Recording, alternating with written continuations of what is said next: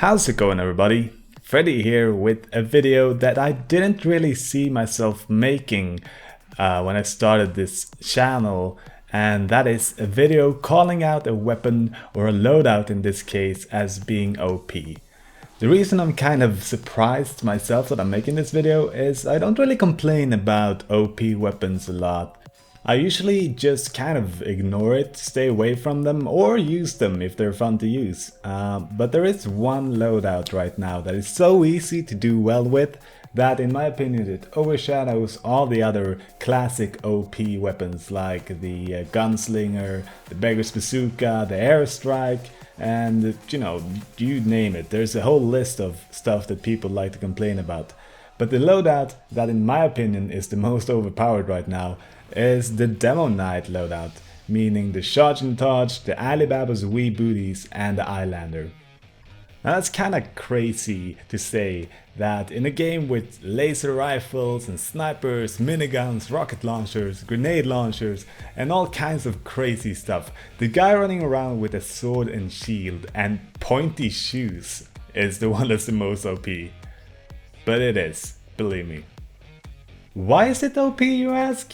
Well, I think the gameplay in the background really speaks for itself, but to put it in words, I really feel like it's just too easy to do well with this loadout, or at the very least, it's super easy to be really hard to kill. You don't have to do anything right, and people are still gonna struggle to kill you. It's gonna take them a while to kill you, and you will have the chance to get out of any battle that you're losing, pretty much. So let's take a look at some stats.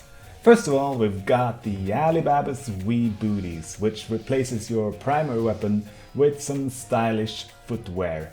And it's got 200% increase in turn control while charging, which means that you'll be sort of able to control where you're going. You can't turn a lot, but you can kind of bend around corners. We've got 25 extra health on the wearer. We've got melee kills refill 25% of your charge meter. Now keep in mind, this is not the tide turner deal where you have to kill people while charging to get this refill. Any melee kill you get will refill 25% of your charge meter. And last but definitely not least, we've got 10% faster move speed on the wearer. Next up, we've got the Charge and Touch, which gives you 50% fire damage resistance, 40% explosive damage resistance, and you're immune to the effects of afterburn. It also gives you the ability to charge at your enemies, giving you a guaranteed critical hit with your melee weapon if you impact them with your shield at the end of it. This can also be used as a defensive move to charge away from a battle if you feel like you're not winning it. And at last, we've got the only thing in this loadout that you can actually deal damage with, which is the Eyelander, that has no random critical hits and minus 25 max health on the wearer. But remember, the Alibaba's Wee Booties give us 25 max health back, so those two stats kinda cancel each other out. This sword also has an extra large melee range, and it gives you speed and health with every head that you take, and you take a head of course with every kill that you get. The extra health and speed keep adding up until you get 4 or more heads, and at that point you have a max health of 210 and a speed increase of 32%, which means that you're running slightly slower than a scout. Now add on the speed boost from the Alibaba's Wee Booties and you're running faster than a scout. Not by much, but you can catch those buggers. So those are the stats of this loadout, and they add up to make you a fast tank of death and destruction. You can catch up to anything, you can pick your fights. If you're losing a fight, you can charge out of there. Soldiers can't deal damage to you, demomen can't deal damage to you. Pyros are a joke against this loadout, they can't touch you. And overall, you're just gonna run around and, as I said earlier, be really hard to kill.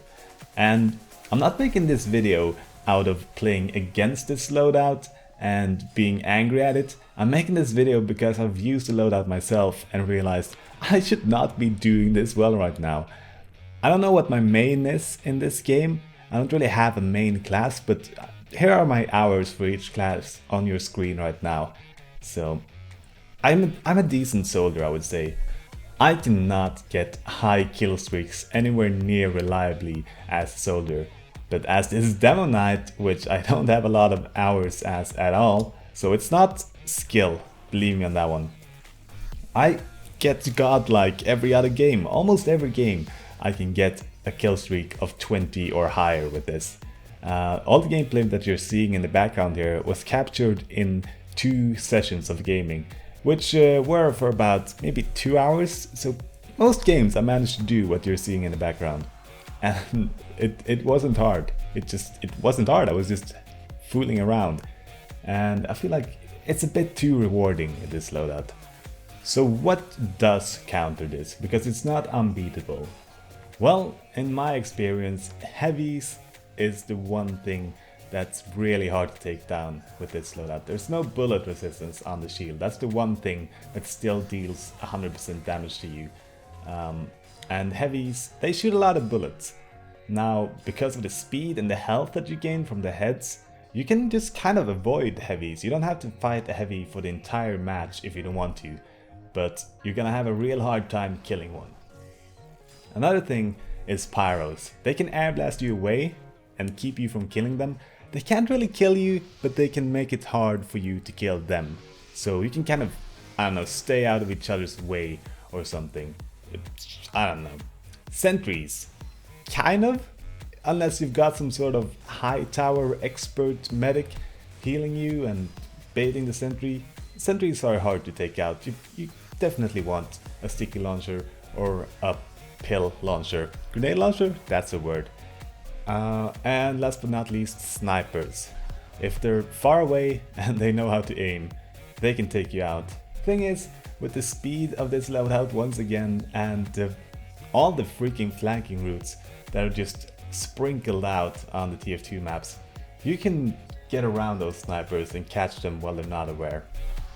So there are a few ways to counter this. They're somewhat reliable, but I don't think there are enough. You're kind of shoehorned into a playing style.